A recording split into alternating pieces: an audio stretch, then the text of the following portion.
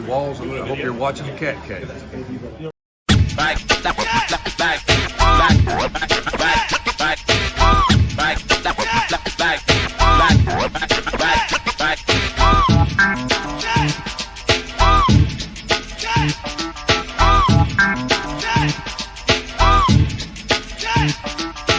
North or South Carolina or anywhere else in the world, enter the Cat Cave with Ryan Frick and Shannon Smith to listen to your favorite Carolina Panthers podcast as part of the Keep Pounding Podcast Network, where you can find shows like Embrace Debate, Inside the Vault, and powered by the Fans First Sports Network, where you can find Panthers podcast Believe in Panthers.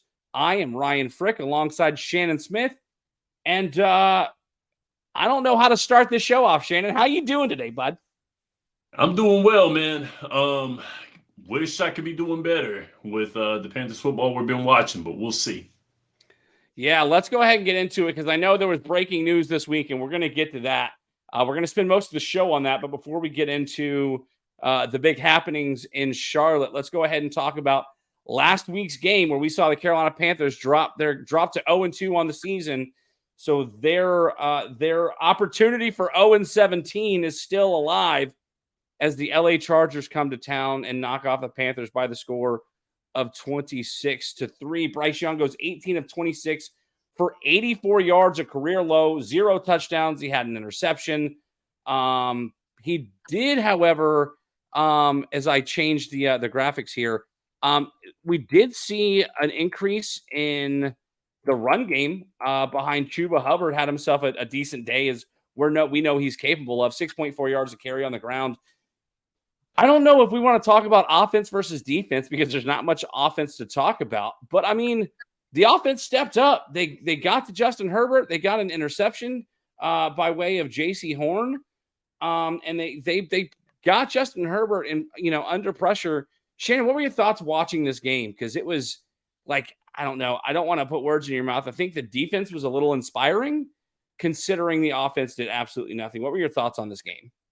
Yeah, I was very surprised with how the defense played. They didn't have a great outing first week against the Saints, but this week you saw some signs of life out of the defense. I'm still not a proponent of the 3-4 defense. I'm not, but I will say this: they actually made stops. They got takeaways. They got a takeaway out of this, which is not really much that we've seen out of the Panthers defense because the defense has been on an island because the offense is not manufactured points. So it's tough for them to play if you're playing, I would say, 65, 70% of the game when your offense is not. So I'm not very fond of how the offense is played, leaving the defense on an island, but I will say this: the defense has actually played tough. They got guys to the ball.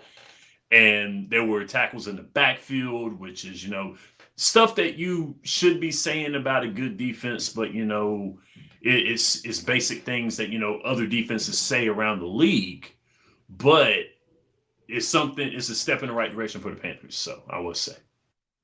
I mean, listen, the Panthers held the Chargers to 26 points. Yes. The Chargers, I'm trying to think how many points they scored in week one. I want to say they scored about the same in week one.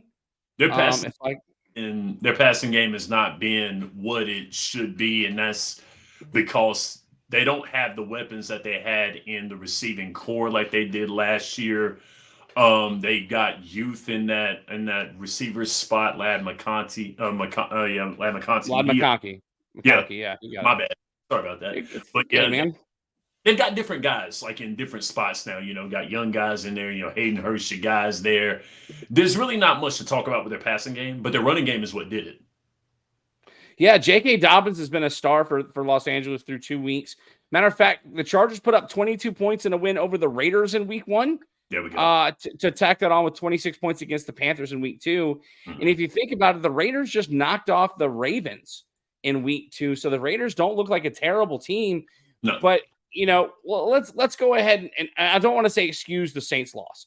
The Saints beat the Panthers 47-10 in week one. Yes. The Saints follow that up, beating the Dallas Cowboys 44-19. Mm-hmm. So part of me wants at least the optimism, the optimist in me wants to say that, maybe the Saints are just that good. Like maybe the Saints last year that we were expected to see with Derek Carr, maybe they came to play this season and they're just that good because the Cowboys, let's be honest, are a much better team. They have much better offensive players. I wouldn't say collectively they have defensive players, but they do have playmakers all over that defense. Right. So they still gave up 44 points to the New Orleans Saints, and then the Raiders, who were able to shut down reigning NFL MVP Lamar Jackson en route to a Week 2 victory, lose to the Chargers, who would in turn beat the Panthers in Week 2.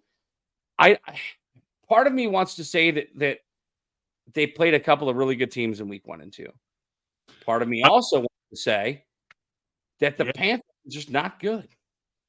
It's a little bit of both. It's a little bit of both. I mean, it has to be. I mean, I didn't expect the Saints to go out there and just blow the doors off like that. I didn't. I wanted Carolina to win it because I really didn't believe in the Saints, but I honestly believe right now, with 2 convincing wins like that, the Saints are looking like they might be somebody. And the Chargers have a tough road anyway because Kansas City is in their division, I will say. In Kansas City, you can't it's hard to go against them. It's really hard to go against Kansas City. But, I mean, then, we have next week. But it's a little bit of both because, when you saw the way Carolina played against the Saints and then you saw the way they played on the offensive side of the ball against the Chargers, I mean, it's tough. It's a little bit of both, I would say. I mean, I think ultimately speaking, it is a combination of both because through 2 weeks, the Carolina Panthers have scored a combined 13 points on offense. That's not going to cut it. Not just in the NFL. That won't cut it in the UFL. That won't cut it in high school football. Exactly. Scoring 13 points in 2 weeks. So, we had a lot to say on the show last week about how we weren't quite sure about Bryce Young. Matter of fact, 2 weeks ago, prior to the season starting, I mentioned how long is it before the Panthers give up on Bryce Young? Last year, when we still had Michael Davis on this show, I posed the question early in the season, when is it going to be time to bench Bryce Young? Because at the end of the day, you're going to ruin his confidence. And basically you're going to hurt Bryce Young. Like you are going to do something to end Bryce Young, whether it's he can never get that confidence back. And apparently there was word reported today that he was upset about, angry about what we're getting ready to talk about. But I posed these questions because if the Panthers aren't putting up points, something's got to be done. And apparently Dave Canales is confident enough in the roster that he has that he decided to make a move at quarterback, and this week decided to bench Bryce Young, the former number 1 overall pick from the 2023 draft, and start Andy Dalton, former starter, started games Dallas, longtime starter in Cincinnati, and he will be starting the next for the foreseeable future, barring any injuries. I mean, if you're watching the show on Tobacco Road Sports Radio's YouTube channel, you'll see Bryce Young's stats through 2 games this season, which include 245 passing yards, no passing touchdowns, and then you'll see his career passing yards and his career stats through the first season in 2 games in which he started. Shannon, were you surprised by the move of Dave Canales to bench Bryce Young after 2 games into the 2024 season? From what we're seeing, no. From what we're seeing, no, I'm not. And I'll bring up a stat that you didn't bring up. I know you did a lot of research. I ain't knocking what you've done. I know you've done your research. You always do. But one stat got me. His quarterback ranking against the Chargers in that game was 8.9.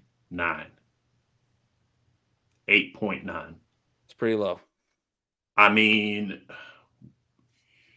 what do you do with an 8.9 quarterback passer rating? You got to let it go. I know that there are people out there that feel like Bryce was thrown out there. I know they are, and I get it. And I know there's people out there saying that he's not the guy. I get it. But when you look at a quarterback rating that low in one game, you cannot sit back here and tell me that most of that is not on the guy throwing the ball. I'm just saying the line That's one thing. It's hard to complete a pass when quarterback's on his back. It's hard. But 8.9, and they give you, and you're getting, money was spent. You bring people in. You're like, okay, bring these guys in. Bring this receiver in. Draft this guy. Bring this guy here. I get it's not a complete team. I'm not saying that the Carolina Panthers did not build anything, because they really didn't. But I'm also saying that you believed in this guy. You gave everything you had. You traded it to get a 1 pick for him. And this is what you're getting. An 8.9 passer rating. It was time. It was time. You mentioned his QBR last week. ESPN has his quarterback rating for the season at 9.1.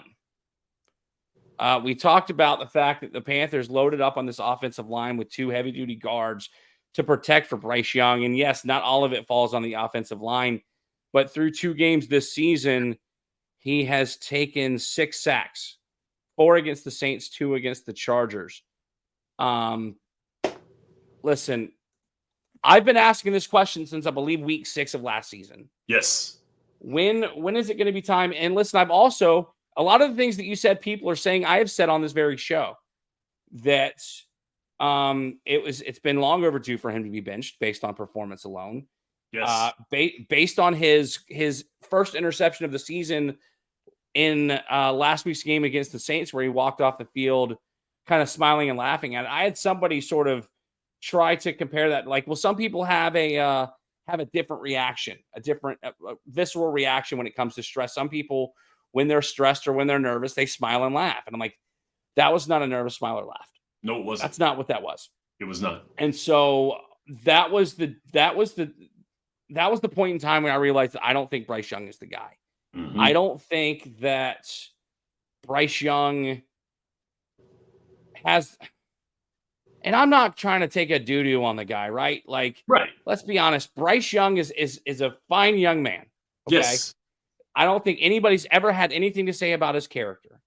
Right. And I'm not saying that his performance is entirely due of his own doing. Right. When you get beat up for 17 games in one season, and then are thrown with an entire new coaching staff, mm-hmm. a new offense, new teammates. Yep. Because if you think about it, last year, the only guy that he had coming back on this offense really was Adam Thielen. Yeah. Hayden Hurst started off the season, scored the first touchdown thrown by Bryce Young. Mm-hmm. Hayden Hurst, he's gone. Jonathan Mingo seems to be buried on the depth chart at this point. Mm-hmm. DJ Chark, who was the other? Laviska Shenault, I believe, is on this team as well. Yep. They're all gone.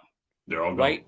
The only really returning guys that he has on offense are his running backs, and his running backs are always the high point of this offense anyway. That's it. I mean, there was a play that I wish I could point back to the exact time, but Bryce looked like he was going to do something good. He escaped the sack. He was looking downfield for a receiver to get open. Some of the experts saw where, like, the 3 receivers should have come back to him to help him out, and none of them did. Mm-mm. And Bryce Young squared his shoulders back up to throw the ball and didn't get rid of it, and he got nailed for one of those 2 sacks against the Chargers. I said they were going to ruin Bryce Young last year if they didn't take him out in the game or didn't take him off the field, and I think they have. That's not to say that Bryce Young could not still be the quarterback that we saw at Alabama. True. But that's another argument that people made about Bryce Young. He played for Alabama. He could throw the long ball at Alabama. Yes. And he played against SEC teams. So it's like he was playing against NFL caliber. No, he wasn't. Let's be honest. Yes. When he was when Bryce Young was playing in the SEC West was full of a bunch of chumps. For that matter, it kind of still is. Outside of Ole Miss, maybe Alabama. I mean, Alabama's struggling with Tulane, but they're still a top 10, top 15 team. Of course. You've got there are no divisions anymore. But when you look at the SEC now, if you look at the old West and the new additions, you've got Texas, mm-hmm. Alabama, and Ole Miss. Yep. Otherwise, you look at LSU, who needed every single second of that game plus officiating to beat South Carolina over the weekend. You had teams like Mississippi State that had great offenses, but you're not going to do much when it comes to defense in those old teams with under Mike Leach, RIP. Yep. But when people want to say, and then Alabama did not schedule tough out of conference. They never do. No. Under Nick Saban, they paid a lot of teams a whole lot of money to come get their butt whipped by the number 1, number 4 team in the country. Of course. So I don't like the argument that he played against NFL caliber talent in college, because he didn't. No. Now, what is true is they had NFL caliber receivers, NFL caliber skill players on that offense, playing against guys that might be backups on NFL rosters now. They might be UFL players in the coming years. But I'm not going to sit here and say, now it's not that he didn't play against any, because there are some NFL caliber team players on the teams that he played. But to say that week in and week out that he played against NFL caliber talent is not necessarily the case. And those schemes are not as sophisticated. They talk about the game being much faster on the NFL level. And when it comes to Bryce Young, I just don't know if he has the ability to process the game at NFL speed. But let's look at this also too, Ryan. There were times where Bryce was jumping the throw. They looked at his mechanics, and he has to throw on his tiptoes. He doesn't throw flat-footed. He throws on his tiptoes. He can't see over the line. Then also, there are situations looking at the team huddle-wise. They're not tight in that huddle at all. There were times where he was talking to Deontay Johnson. He's trying to talk to him. Dude walks away. There were Adam Thielen, who was probably one of the most cool-headed guys on that squad. And he did his best to be as positive as he was last year. He slammed a helmet down on the sideline. Slammed the helmet down. He was ill. He wanted to slam it, but then he stopped himself. He was ready to do it. He was ready to just chuck that thing, but he's like, nah, I'm not going to do it. Do you think that had they started Bryce Young in week 3 against the Raiders, do you think that Canales would have lost the locker room this early into the year? I would say, as of right now, yes. I would say that, I'm one of those proponents of we don't know until it happens, but I think at this point in time it is, because seeing the reactions of players. Like, I'm one of those type of people. I like to look at players. I like to see their reactions. I like to see what they're doing.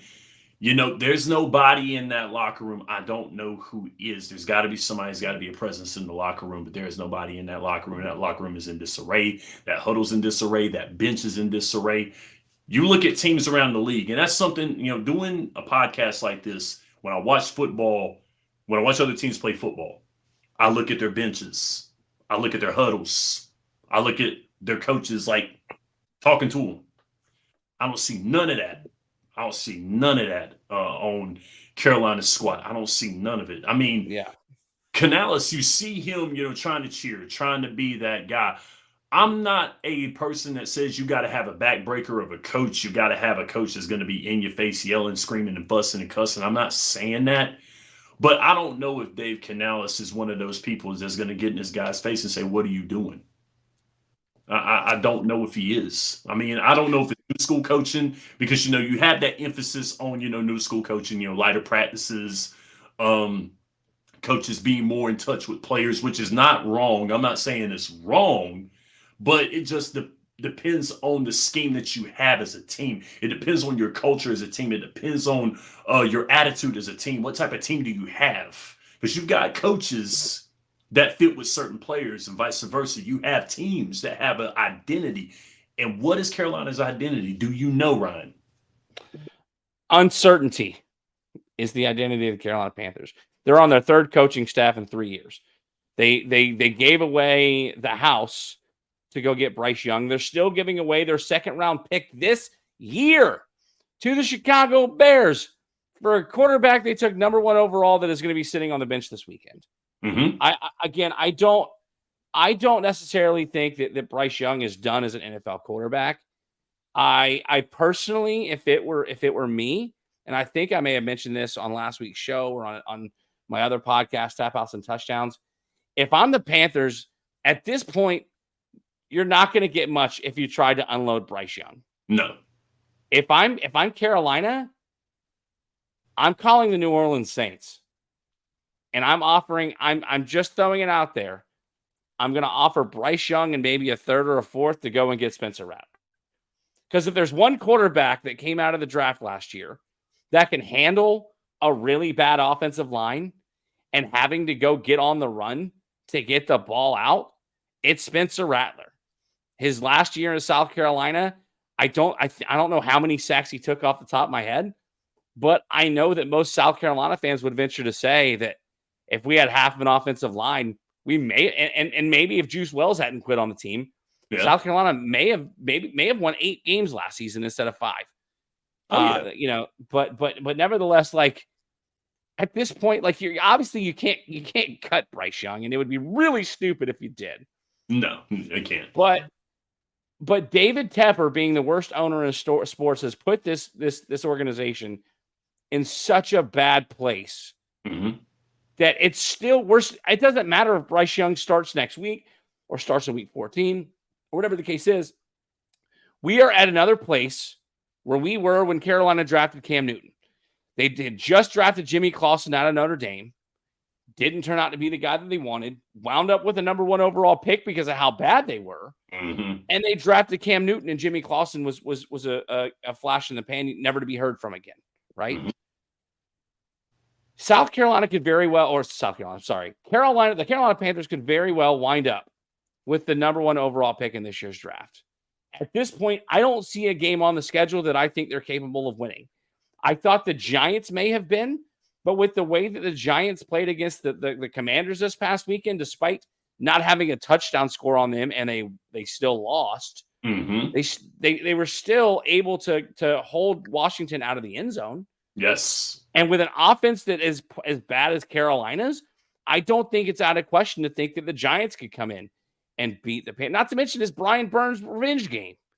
He's going to want to get after whoever's in the backfield, whether it's Bryce or Andy Dalton. And he'll probably get there. And so I still don't think that 0-17 is out of the realm of possibility, even when you switch the quarterback position, which is unfortunate. And I know that Dave Canales had to have a conversation with both Dan Morgan. I'm pretty sure he had to have a conversation with David Tepper to make sure they knew, like, listen, at this point in time, we feel like we built a good enough roster to at least be competitive. And in a division where the Tampa Bay Buccaneers just knocked off the defending NFC North champion Lions this past weekend.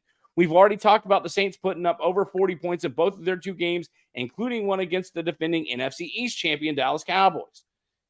Or did they win the division last year? I hope I'm not spreading misinformation there. Yeah, the Cowboys. Okay. I couldn't remember if they came back because I know that the Eagles like crumbled down the stretch. I don't know if the Cowboys came back and won that division, but nevertheless, and then Atlanta. And then Atlanta just knocked off the previously mentioned Eagles on Monday Night Football. So in a division that we talked about being one of the worst divisions in football, now has 2 teams at 2-0 and a team in the Falcons that are 1-1. And it looked like Kirk Cousins sort of started getting back into his form in week 2 against the Eagles. Now that can be argued that the Eagles defense is in some serious trouble here, despite drafting the entire defense for the Georgia Bulldogs that won their first national championship a couple years ago. Philadelphia is in disarray right now. Yeah. They are. But nevertheless, you've got a division that seemed competitive. And if Dave Canales thinks that bringing Andy Dalton in, the Red Rocket, as they called him, I think that's what they called him. Otherwise, it's going to be a really unfortunate Google search by somebody watching this podcast. It's to me, again, being the ultimate optimist, it's good to know that Dave Canales thinks that we've got some pieces that if we let Bryce Young sit back and learn the game, which is what he should have done in the first place, then maybe we have an opportunity to avoid the 0-17, to avoid being that Detroit Lions team in the mid 2000s where they had a lot of talent, but they couldn't put it together on the field. So I'm curious to see what this team is going to look like with Andy Dalton under center. I don't have much faith, considering that I still think there are struggles on the offensive line. Even though, this week they had a decent run game. with Chuba Hubbard getting 64 yards on the ground. They still couldn't find the end zone. They're still trying to get Miles Sanders involved. Yep. And so it'll be interesting to see what the offense looks like when they go travel out west to visit the Sin City that is Las Vegas, Nevada, as they take on the Las Vegas Raiders. 4:05 Eastern Standard Time kickoff over on CBS. The Panthers are a 5-point underdog in this contest. The line actually moved when I first pulled this stuff together. The Raiders were a 5.5-point favorite. It has moved to 5 points. So some action coming in on the Panthers. Shannon, is there any possibility that the Panthers can shock the world and get their first win with Andy Dalton and the Panthers? And we lost Shannon for a slight second, and now Shannon's back. There we go. Shannon, do you think the Panthers have the chance to pull the upset this weekend? No. This is going to be a long ride. It's going to be a long ride down there, of course. The jet lag is going to come in. The Raiders played well. I'm going to chunk up last week to the Ravens just not showing up. I don't know if it's the Raiders being better. I'm not going to say the Raiders being better than the Ravens. The Ravens just did what the Ravens have done in certain times and disappeared. So I think that's what went on with it. But either way, the Raiders still won. They were able to close the book. They were able to close out the game, and they were able to win. So I'm still saying no, but I think it's probably going to be about like the game we saw last week with the Chargers. I think it'll probably be 21-3. I don't. Once again, I don't know if we're going to see. We're going to see if we're right, Ryan, when we talked about if you put anybody back there on that offense at quarterback and see what happens. I don't see it happening with Andy Dalton. I like him. I like Bryce still. I like him, but he's not. Bryce ain't the guy. Andy Dalton, he was a good, reliable backup, but no. I don't think they cover the spread, but I do think that the offense sort of finds some positive plays in this game. I think Andy Dalton, obviously, he's a true veteran of the game. He's been in the league for quite some time. Drafted to replace Carson Palmer up in Cincinnati years ago. Yep. And if I'm not mistaken, it was the Andy Dalton, AJ Green show. Yes. Up in Cincinnati for quite some time. So it's not like Andy Dalton doesn't know how to play football. I think he's going to see the field better. I think he's going to be able to anticipate receivers being open sooner. The problem is that if he can't avoid the pressure, because he's definitely not as mobile as Bryce Young, then are we going to have another 4, 5, 6 sack day by the Raiders defense? Listen, the Raiders are quiet, sneaky on offense. Gardner Minshew, I don't know why people keep sleeping on Gardner Minshew, because all he does is he goes and wins everywhere he plays. He was a winner in Jacksonville. They drafted Trevor Lawrence, and now he gets shipped off to Indianapolis. Indianapolis drafts Anthony Richardson, gets hurt in week 4, and Gardner Minshew leads them to the playoffs. And all of a sudden now he's taken the starting job from Aiden O'Connell, so much so that the Raiders don't draft a quarterback because they think Aiden O'Connell is just as good to play, and then Gardner Minshew beats him out for the job. So I think that the Panthers score a touchdown, maybe even 2 this week, which would double their season total in one game. But I think this game winds up being like a 28-24, 31-31, or 28-14, 31-14 type of game for the Panthers as they go on the road and lose to the Raiders this weekend. Shannon, anything you want to mention before we sign off here? Yeah, I would say that Gardner Minshew reminds me a lot of Jeff Garcia when he was in the league. Jeff Garcia was a guy that many people slept on, and he won. So that's probably one of the reasons why I think that the Raiders will win this one right here. Gardner's going to do a good bit, to do it. But something's just got to give with his Panthers squad, man. Something's got to give. Let's try to be the ultimate optimists and hope that we're wrong for this coming weekend as the Raiders host our Carolina Panthers. If you want to find Shannon on social media, go to X or Instagram. He is at podcast_Smitty. If you want to find me on social media, I'm at Tapouts and TDs on X, Facebook.com/Tapouts and Touchdowns. And on Instagram, I am at Ryan Frick Comedy. But if you want to find the podcast socials, we are Facebook.com/The Cat Cave, FFSN, or on Instagram and X at The Cat Cave _FFSN. But until next week, you may now exit the Cat Cave. But make sure you listen to more of the content over on Tobacco Road Sports Radio's YouTube channel and more Carolina Panthers themed podcasts on the Keep Pounding Podcast Network, powered by the Fans First Sports Network. For Shannon Smith, I'm Ryan Frick, and we will see you next week right back here inside the Cat Cave.